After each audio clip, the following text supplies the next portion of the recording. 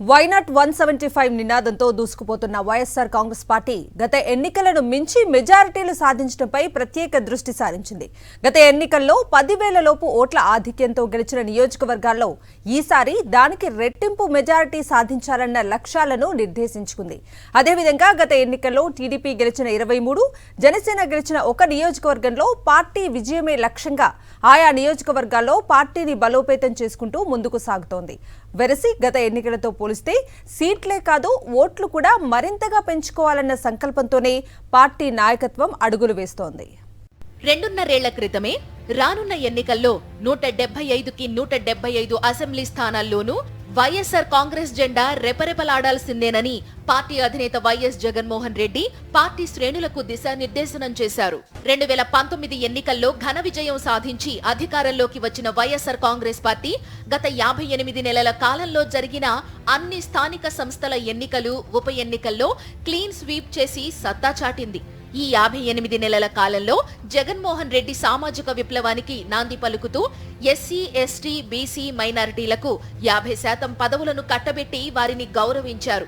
రాజ్యాధికారాన్ని బడుగుల చేతుల్లో పెట్టారు. మీ వాటా మీరు తీసుకోండని నిజాయితీగా ఇచ్చారు. దీని కారణంగానే 2019తో పోలిస్తే ఇప్పుడు వైఎస్ఆర్ కాంగ్రెస్ ఓటు బ్యాంకు విపరీతంగా పెరిగింది.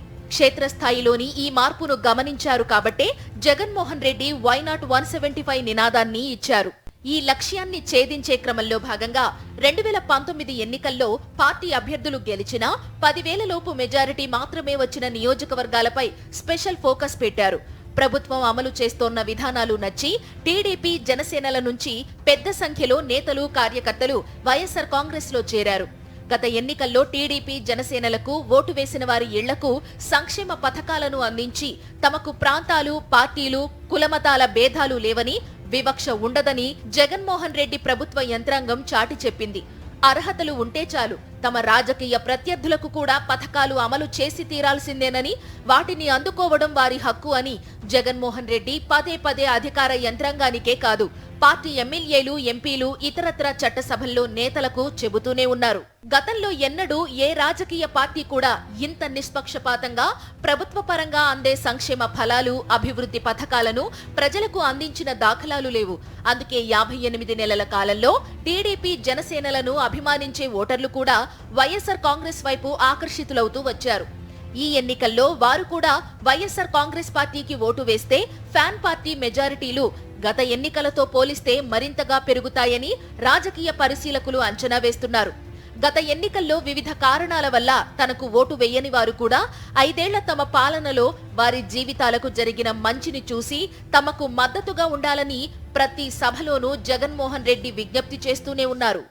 మీకు మంచి చేసిన మీ బిడ్డ పాలన మీ ఎదురుగా మీకు 5 సంవత్సరాలుగా 58 నెలల పాలనగా కనిపిస్తా ఉంది.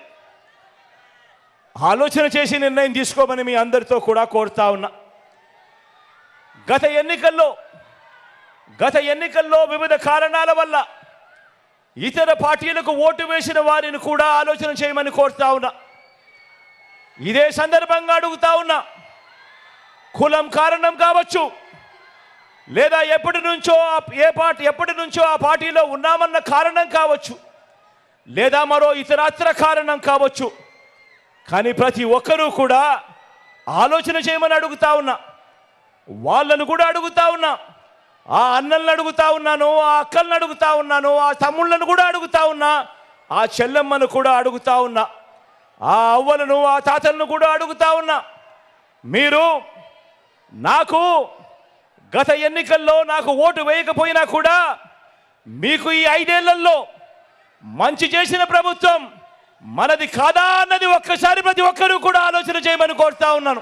2019 ఎన్నికల్లో విపక్షాలు గెలుచుకున్న 24 నియోజకవర్గాలతో పాటు వైఎస్ఆర్ కాంగ్రెస్ కు 10,000 లోపు మెజారిటీలు వచ్చిన 44 నియోజకవర్గాలు కలుపుకుంటే మొత్తం 68 నియోజకవర్గాలపై జగన్మోహన్ రెడ్డి ప్రత్యేక దృష్టి సారించారు.